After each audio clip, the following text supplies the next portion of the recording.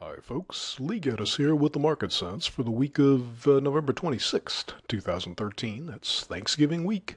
The charts we'll look at quickly are from the Trade Navigator software, and this will be a rather short update because there's just really not much to talk about. Bonds are hanging right around that green line in the middle there is around 132.08, and they're just kind of hanging around either side of that.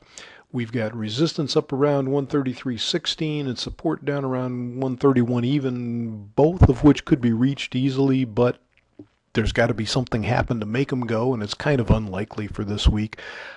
I recall a tendency for some big down days on the Friday after Thanksgiving. I'm not sure there's really a reason for that. I just recall a couple, but no real.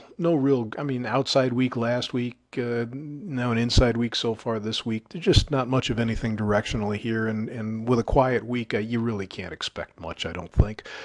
Moving into stocks, quiet doesn't even begin to get it. It's so dead. And this is actually historically the lowest volume of the year. Occurs in Thanksgiving week, so this is not totally unexpected. Of course, there is a risk that a move could be exacerbated because there's just nobody home, so anything that does happen could move a little further than normal. But as you can see, they're doing nothing so far. We've got resistance up around 1811, support around 1790. To have weekly support and resistance only 21 points apart is really unusual, and then we haven't come anywhere near either of them so far. So, hard to anticipate anything. I will say this. It's very difficult to look at this chart and find anything negative. That doesn't mean that they can't roll over, but boy, there's no signal that anything dastardly is imminent. They look pretty good, so I think you have to assume they'll go up until they show you something else.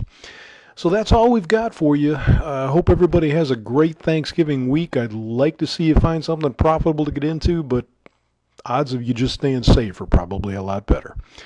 Thanks for checking in.